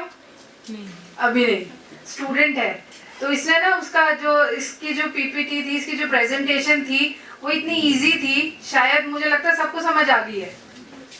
आई कि नहीं आई? देखो बेटा मेरे साथ तो बात करनी पड़ेगी क्योंकि मैं तुमको कोई लेक्चर देने नहीं आई। मैं तो फिर एक ही चीज है, हमारा मकसद ये है हमें मोटिवेट करना है कि यंग एंटरप्रेन्योर बनो। बने? कितने बच्चे बन चुके हैं? अच्छा ये बताओ, हाथ ऊपर ऊंचा उठाओ, तुम पहले हो। कितने हैं? तुम नहीं बने अभी तक, 2 स्टॉल लगा चुके हो तुम, है ना?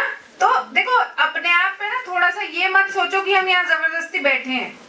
हम क्यों बैठे हैं? क्योंकि बहुत सारे बच्चों में से जो तुम बच्चे हो उनको भले ही हमने जबरदस्ती बिठाया है, बट कुछ तुमको भी शायद मजा आने लगा है कि हाँ शायद हम अपने लिए कुछ तो पैसे कमा रहे हैं। कुछ बच्चे मेरे पास आए, जब इन्होंने बच्चों ने पीछे स्टॉल लगाया, मैंने एक बच्चे को बोला कि मैं ये बनवाना चाहती हूँ। तो वो बच्चा मेरे पास आया, मैंने उसको अपना इमेज शेयर करी जो मुझे बनवाना है। तो एक जो ये अर्निंग है ना बेटा, पैसा पता नहीं तुम लोगों को अच्छा नहीं लगता शायद। तुम लोगों को इतने सारे प्लेटफॉर्म मिल गए हैं, सोशल मीडिया मिला है। सोशल मीडिया पे ना मेरा बस एक ही रिक्वेस्ट रहती है कि लोगों के व्यूज मत बढ़ाओ, अपने लिए कुछ करो। नहीं, क्या करते हैं हम सारा दिन? लोगों के व्यूज बढ़ा रहे हैं। वो लोग जो बड़े ऑलरेडी बन चुके हैं तुम उन्हीं को बड़ा बना रहे हो। तो अब अपने पे फोकस करो और अपना जो भी, मैं ये नहीं कहती कि अगर बच्चा होम साइंस का है तो वो ई टेबल्स बनाएगा या एम्ब्रॉयडरी बनाएगा, वो ट्रेडिंग भी कर सकता है, वो कुछ भी कर सकता है। और ये नहीं कि फैशन डिजाइनिंग वाला सिर्फ क्लोथिंग पे ध्यान देगा, वो एक्सेसरीज तो बना ही रहा है। इसके अलावा भी बहुत कुछ है करने है मेरे को। ऐसा भी हो सकता है कि किसी बच्चे को बेकिंग अच्छी लगती है। एफडी वाले बच्चे ऐसा ना सोचे ना कि हमने सिर्फ फैशन डिजाइनिंग का ही ब्रांड बनाना है या अपना लोगो हमें उसी हिसाब से डिसाइड करना है। ये जब तक आप अपने अंदर झांक के नहीं देखोगे। कुछ बच्चे हैं जो अच्छी कुकिंग करते हैं लेकिन वो उसको ये सोचते हैं कि ये काम चलेगा कि नहीं चलेगा। अब ये तो बात हो गई तुम्हारी। दूसरी बात, अब जो गवर्नमेंट का भी रोल है, इनिशिएटिव्स है, वो ये चाहते हैं कि जो आपके घर में पहले काम होता था उसको कंटिन्यू करो, उसको सीखो। क्या ऐसा काम था? मैंने पिछला डिस्कशन में शायद यही वाले बच्चे बैठे थे ना, आइडिया शेयर किए थे कि ये चीजें तुम कर सकते हो। आज तुम कहाँ तक पहुंच गए हो कि हम ये मार्केटिंग कैसे करनी है अपने प्रोडक्ट की। तो इसका मतलब अब यहाँ वो बच्चा बैठा है जिसके दिमाग में कोई ना कोई प्रोडक्ट है। कल मैंने अपने बच्चों को भी बोला कि आप कोई हेल्दी स्नैकिंग का अपना लोगो बनाओ और अपना एक नाम रखो। क्या नाम रखा बेटा आप लोगों ने? बोलो। Fit flavours hub. तो एक अम्ब्रेला हो गया वो फिट फ्लेवर हब। कभी सुना ये वाला नाम किसी ने? कैसा लगा नाम? अच्छा चलो देखो, हमें ना अपने एज ग्रुप के बच्चे हैं उनसे पूछना चाहिए कैसा लगा बच्चों नाम? अच्छा। क्या आया इसके दिमाग में? तुम्हारे दिमाग में क्या आता है इससे? Fit flavour club. अब इसमें फिटनेस को मेंटेन करने के लिए कुछ भी प्रोडक्ट आ सकता है। तो जब आप अपना ब्रांड नेम बना रहे हो या अपना लोगो बना रहे हो तो उसके लिए आपको सबसे पहले तो ये देखना है कि आपका जो प्रोडक्ट है आप उसको ना लिमिटेड ना रखो, आप उसको एक्सपैंड करके रखो ताकि आप उसमें कोई भी प्रोडक्ट अपना इंटरेस्ट का डाल सकते हो। आज जो मेरा बेसिक टॉपिक जो मुझे वैसे मैंने स्टार्ट लेना है वो है FSSAI। अभी तक हमने बात करी फैशन के प्रोडक्ट्स की, पैकेजिंग की, सारी चीजों की। लेकिन जब हम मल्टी डिसिप्लिनरी हो जाते हैं, हम अपने ईटेबल्स को जब हम कोई सेल करना चाहते हैं, चाहे वो उसमें मसाले हैं, आपका कोई भी चीज है, क्यों? क्योंकि वो हमारी हेल्थ से रिलेटेड है। कोई किसी को रिएक्शन ना हो जाए, कोई चीज खराब ना चली जाए। तो इन सारी चीजों के लिए इनको ध्यान में रखते हुए हमें कुछ सर्टिफिकेशन की जरूरत होती है। तो सबसे पहला सर्टिफिकेशन जो फूड इंडस्ट्री में जरूरत है वो FSSAI है। अभी ये मान के मत चलो कि तुम अपना स्टॉल नहीं लगा सकते, बिकॉज आप अपने बेसिस पे अगर आप अभी भी कोई स्टॉल लगाते हैं, आप हमसे परमिशन लेते हैं, हम आपका प्रोडक्ट देखते हैं, हमें पता होता है कि आप अभी क्या सेल कर रहे हैं। लेकिन जब आप उसको एज अ बिजनेस स्टार्ट करें तो जोमेटो पे या बहुत सारी चीजों पे ऐसे एड्स आते हैं ना कि वो पुराना खाना दे रहे हैं। देखा है वो किसी ने? पुराना हो जाता है ना, सर्दियों में ये वाली प्रॉब्लम नहीं आती, गर्मियों में ये वाली प्रॉब्लम ज्यादा आती है। तो इन्हीं सर्टिफिकेशंस, ये इसीलिए गवर्नमेंट एक ऐसी चीजें हमें कहती है कि अगर आपने कोई पैकेजिंग करके कोई सामान बेचना है, स्पेशली ईटेबल्स, तो आपको इन चीजों की जरूरत पड़ती है। अब इसका FSSAI की फुल फॉर्म यहाँ लिखी हुई है, food safety and standards authority of India. 1906 में वैसे ये 2006 में इसको स्टार्ट कर दिया था गवर्नमेंट ने। क्यों? क्योंकि जब वेंडर हम सेल करने लगते हैं मार्केट में कोई चीज, जब वो मार्केट में कोई चीज आई तो वो कहीं से तो ऐसा अप्रूवल लेके आए कि ये किसी की सेहत को नुकसान नहीं करेगा। ये हमारे फैशन के ज्वेलरी डिजाइन्स में और फैशन में, क्लोथिंग में इस वाले सर्टिफिकेशन की जरूरत नहीं है, बट फूड रिलेटेड कोई भी चीज है तो आपको वो सर्टिफिकेशन चाहिए ही चाहिए। अब ये किस लिए जरूरत है? पब्लिक हेल्थ प्रोटेक्शन, मैंने तुम्हें बता दिया। अगर आप मार्केट में जा रहे हो, अब अगर आप कॉलेज में सेल कर रहे हो तो ये मत सोचना कि हमें भी इस सर्टिफिकेशन की जरूरत है। जब आप उसको एज अ ब्रांड बड़ा लॉन्च कर देते हैं, जब आपकी जो मार्केट है वो एक्सपैंड कर जाती है, जब आपने आज का बनाया हुआ प्रोडक्ट कल बेचना है, परसों बेचना है, तब आपको वो सर्टिफिकेशन की जरूरत है। स्टैंडर्डाइजेशन के लिए गवर्नमेंट ने ये स्टेप उठाया था, क्योंकि हमारी कंट्री बहुत बड़ी है ना, क्योंकि हमारा कोई ये तो नहीं है नहीं कि एक छोटा कॉलेज है या छोटा शहर है, हमको प्रोडक्ट कहाँ से बन के कहाँ आता है, हर चीज हर जगह अवेलेबल नहीं है। चाहे वो स्पाइसेस हैं, चाहे आपके कॉन्डिमेंट, जितने भी स्पाइसेस है वो कहीं और उगते हैं, वो जाते कहीं और है। बहुत सारी चीजें तुमने कई बार एड्स ऐसे देखे कि मैगी में कीड़ा निकला, देखा है? तो अगर वो स्टैंडर्ड को मेंटेन करा होता, अगर उसकी मैन्युफैक्चरिंग डेट और यूज बाय डेट पे ध्यान रहा होता तो ऐसा ना होता। और एक और चीज है इस इंडस्ट्री में ना, जब तक प्रोडक्ट कब तक सही रहेगा, कब तक आपका बिजनेस चलेगा, जब तक आप उसकी क्वालिटी मेंटेन रखोगे। सबसे बड़ी, सबसे इंपॉर्टेंट चीज फूड इंडस्ट्री में यही है कि जो क्वालिटी, जो स्टैंडर्ड्स हैं वो मेंटेन रखोगे, ज्यादा जल्दी लालच में नहीं आओगे। दूध बेचने वाला लालच में आ जाता है तो वो क्या मिला देता है उसमें? पानी, सबको पता है। तो एडल्ट्रेशन कंट्रोल है ये बेसिकली। एडल्ट्रेशन समझते हो? होम साइंस वाले बच्चे तो समझते हैं, और भी समझते हैं एडल्ट्रेशन क्या होता है। तो एडल्ट्रेशन को जब हमें कंट्रोल करना है तो उसके भी कुछ ना कुछ सर्टिफिकेशन गवर्नमेंट ने बनाया है, कुछ फॉर्मूला बनाया है कि इससे बिलो क्वालिटी की चीज नहीं आप सेल कर सकते। तो अगर आपने दूध चेक करना है, अपना सारी चीजों का प्रोडक्ट चेक करना है, तो आप उस लोगो को चेक करोगे। नेक्स्ट है formalisation, bringing home run on street side businesses into the legal fold via basic registration. सबसे पहला आपको रजिस्टर कराना है। जितने बच्चे यहाँ बैठे हैं उनके लिए हमने, बेटा नेक्स्ट खोलो जरा, एक और आगे चलो, और आगे चलो, एक वापस आ जाएंगे, चलो। ये देखो उद्यम रजिस्ट्रेशन वाला पीछे चला गया, वापस ये रहा उद्यम रजिस्ट्रेशन। बहुत नाम सुन रहे हो आप लोग, सुन रहे हैं? किस कौन कौन बच्चा करा चुका है? इतने सारे बच्चों में सिर्फ एक बच्चे ने कराया अभी तक। बेटा तूने कैसे कराया? खड़े होकर बताओ सबको। मंजीत मैम से करवाया। मंजीत मैम से कराने की जरूरत नहीं है, इसकी ना वेबसाइट आपकी ऑनलाइन अवेलेबल है। इसमें सिर्फ आपको अपना आधार कार्ड चाहिए और आपका जो प्रोडक्ट है उसकी डिटेल्स ये पूछते हैं आपसे कि आप आप अपने किस उद्यम को उद्यम समझते हो क्या होता है? उद्यम शब्द भी नहीं समझते, कोई नहीं समझता उद्यम।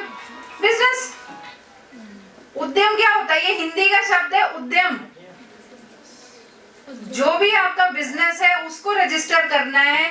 इससे आपकी ये वैलिडिटी बढ़ती है कि आपने अपना बिजनेस इस साल रजिस्टर कर लिया था।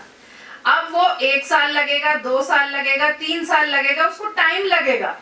कोई भी बिजनेसमैन 10 दिन में, 365 दिन में भी बिजनेसमैन नहीं बनता है।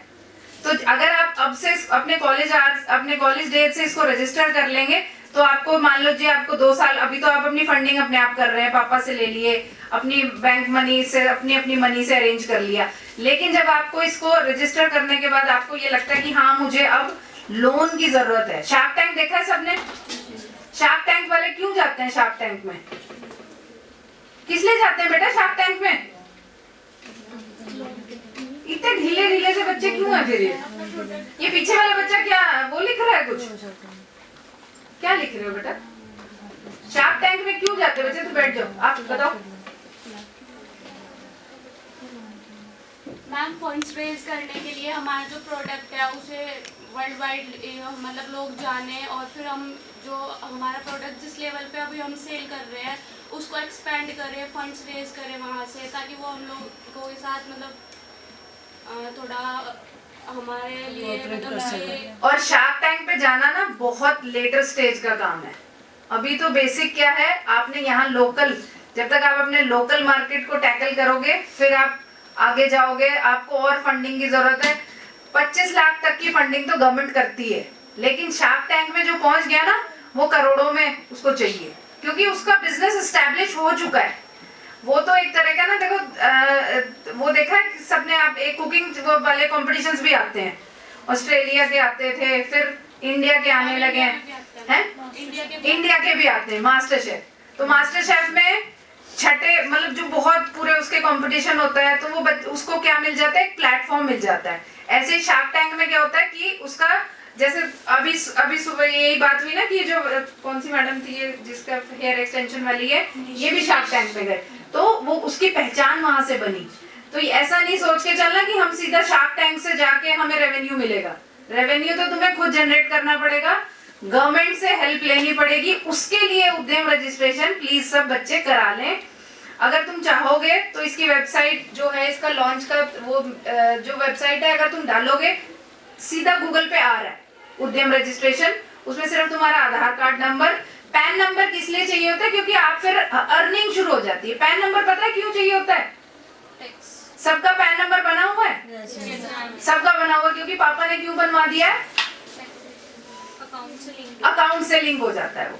तो आप लोन के लिए एलिजिबिलिटी के लिए आपको ये दोनों तीनों चीज उसमें डॉक्यूमेंट चाहिए, तो आप उसमें उद्यम में रजिस्टर करेंगे। अब वापस ले जाओ बेटा, ठीक है? ये सबको पता है वैसे उद्यम का रजिस्ट्रेशन क्या है, तो इसको करा लो। ये मंजीत मैम ने कवर करना था, कैसे करेंगे, जब वो नेक्स्ट टाइम लेंगे तो आपको पूरी डिटेल में बता देंगे। अदरवाइज वैसे मैंने कल ये खोल के देखा था, इसमें कुछ नहीं है, ये ऑनलाइन आप अपने आप भी कर सकते हो। गवर्नमेंट ने इसकी कोई प्रोसेसिंग फीस भी नहीं रखी हुई है। अगर आप किसी बाहर वाले से कराओगे तो वो अपने फीस लेगा, अदरवाइज इसकी फ्री है, ये फ्री ऑफ कॉस्ट है। इसमें सब सिर्फ आपने अपनी प्रोडक्ट डिटेल, आधार कार्ड और पैन कार्ड अटैच करना है, इतना आप सबको आ गया है। तो अब हम कर रहे थे FSSAI, the main purpose of the food safety and standard authority of India is to regulate and monitor the manufacture, storage, distribution, sale and import of food to ensure safe and wholesome food for human consumption. यही बात हुई जब हमें उसे store करना पड़े, किसको? अपने प्रोडक्ट को, कौन से वाले को? फूड प्रोडक्ट को। तो ये सिर्फ उसी के लिए है। नेक्स्ट ले जाओ बेटा। और ये एक और मार्क है, कभी देखा है ये किसी ने? कहाँ देखा है? क्यों होती है ये? मेरे ख्याल से ये जो FD वाले बच्चे हैं, इन्होंने भी कंज्यूमर वाला पेपर पढ़ा है, कंज्यूमर एजुकेशन इन्होंने भी पढ़ा अभी नहीं, पहले भी नहीं पढ़ा है कंज्यूमर एजुकेशन। देखो, जागो ग्राहक जागो की जरूरत हर जगह है। तो हमें ना, जब हम पढ़ते हैं या हमारे पेपर में एक लेबल रीडिंग का पेपर होता है, मतलब आपको पता होना चाहिए कि हर लेबल पे क्या है। तो FPO क्या है? फ्रूट प्रोडक्ट्स ऑर्डर, जिसमें फ्रूट रिलेटेड, चाहे आप जूसेस बनाएं, चाहे आप जैम्स बनाएं, या आप कोई और भी चीज बनाएंगे, वहां पे आपको ये वाला मार्क मिलेगा। FSSAI तो आप सुन लिया आपने क्या है। तो FPO का हम, इसका पर्पस क्या है? They aim to enhance production, marketing and processing capabilities, reducing reliance on intermediaries। अगर डायरेक्ट फार्म से आप भी अपना कोई प्रोडक्ट बनाना चाहते हैं, यहाँ पे खेती वाले बच्चे होंगे बहुत सारे, जिनके घर आम भी लगता है, कीनू लगता है, माल्टा है, कोई ऐसा? किसी का बाग नहीं है? अब देखो एक बच्चे का है, क्या लगता है बेटा? आम और अमरूद। अमरूद से क्या बन रहा है सबसे ज्यादा इस टाइम?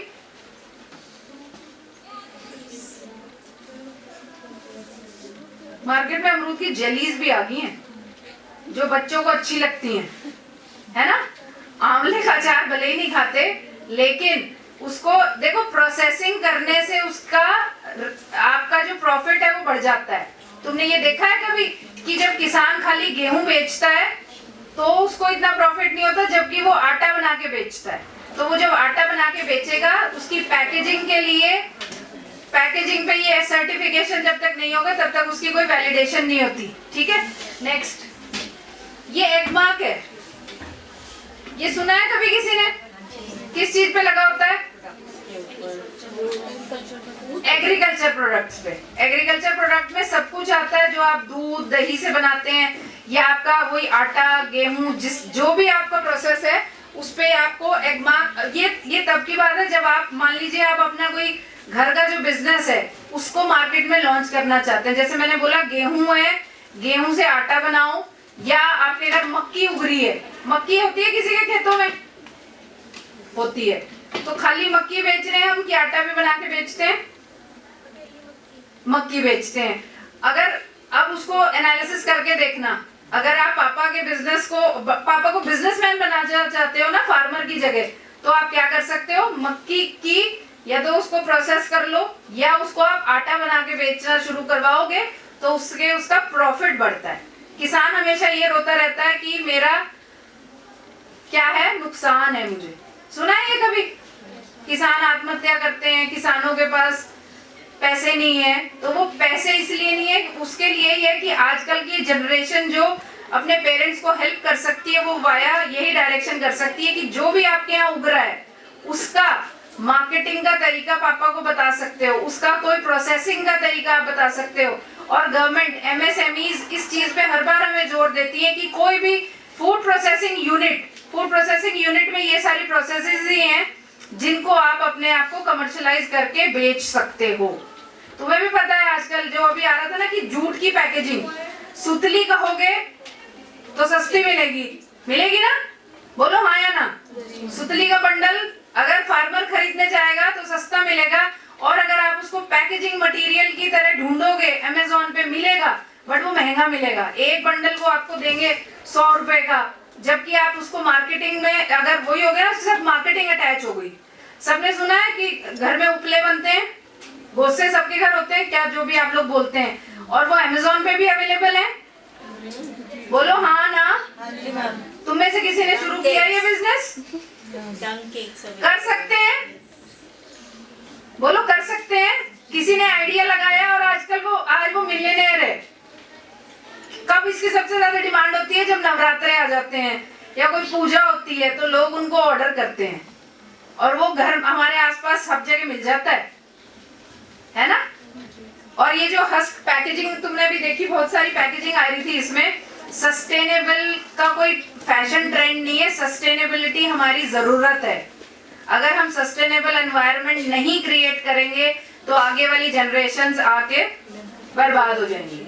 ठीक है, उनके पास ना पानी रहेगा पीने का और ना और कोई फूड प्रोडक्ट्स रहेगा। चलो, ये एक छोटा सा कंपैरिजन है कि पर्पस क्या है। Ensures food safety and legal permission to sell food, और FPO में क्या है? Ensures quality standards of processed fruits and vegetable products. कल एक बात आज भी एक बात बीच में आई कि हमें कटे कटाए वेजिटेबल्स भी मिलने लगे हैं, है ना? ये भी एक बिजनेस है। बहुत सारे लोगों को कटहल सुना है सबने? छीलना मुश्किल लगता है, साग छीलना मुश्किल लगता है, मतलब काटना।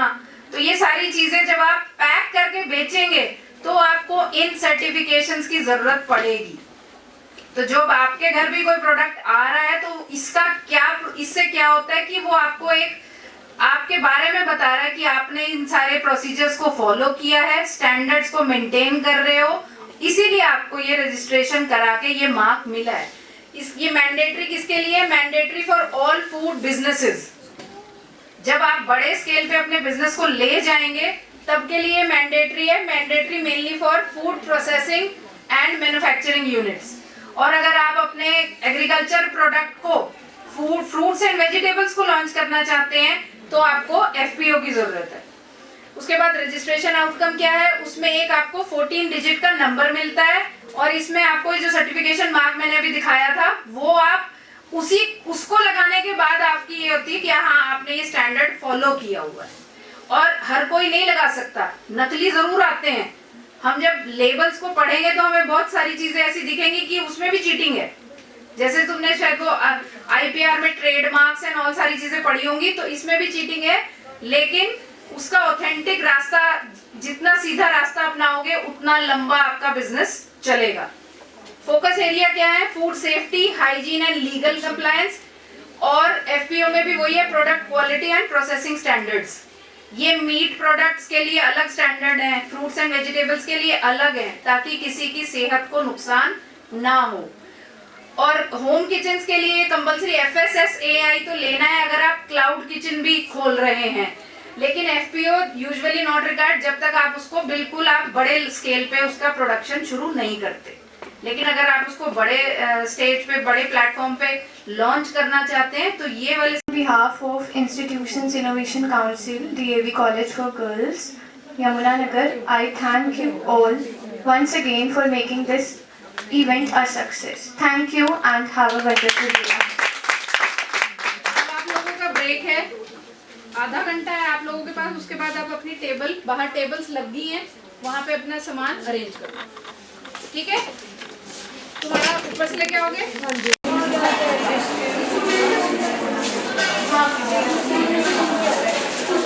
तो कितने बजे तक आऊंगी आपको?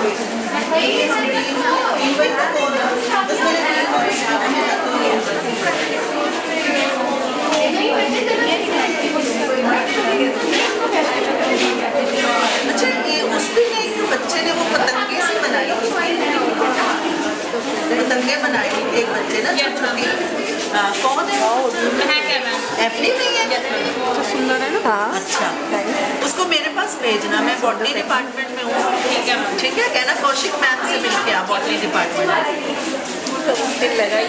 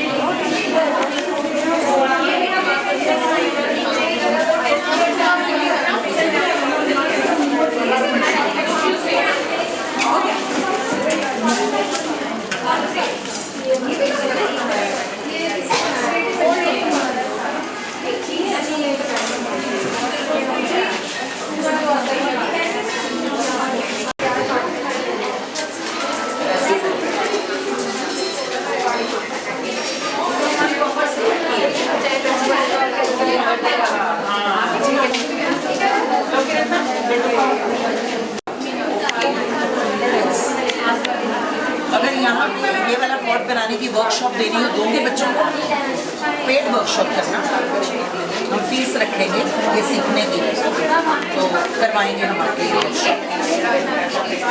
आपने नताशा मैम है इंग्लिश वाले, उनको मिलना और इसका पोस्टर बनाओ, pot making workshop, pot making workshop का बनाओ फ्लायर अपना, और फिर देखो कितने बच्चे पेमेंट करते हैं उसको।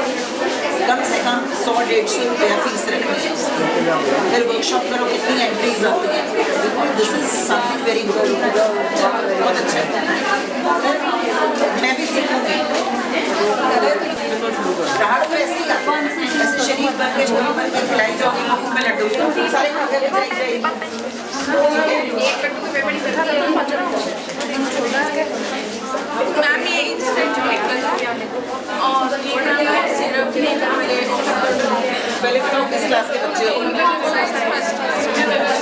इंस्टेंट पिकल है, तो ये क्या आप बेचते हो पहले भी इसको या अभी शुरू? फर्स्ट टाइम फर्स्ट टाइम बेचते हैं। किस चीज़ का इंस्टेंट पिकल है ये? मैम इसमें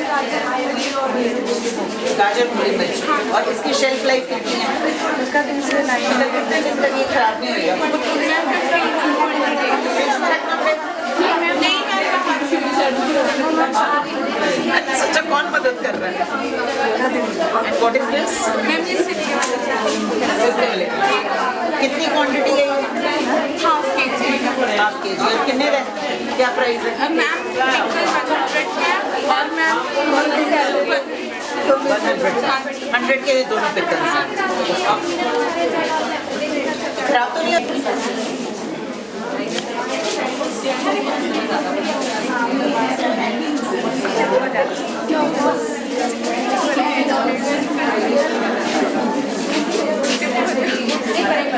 सारा एक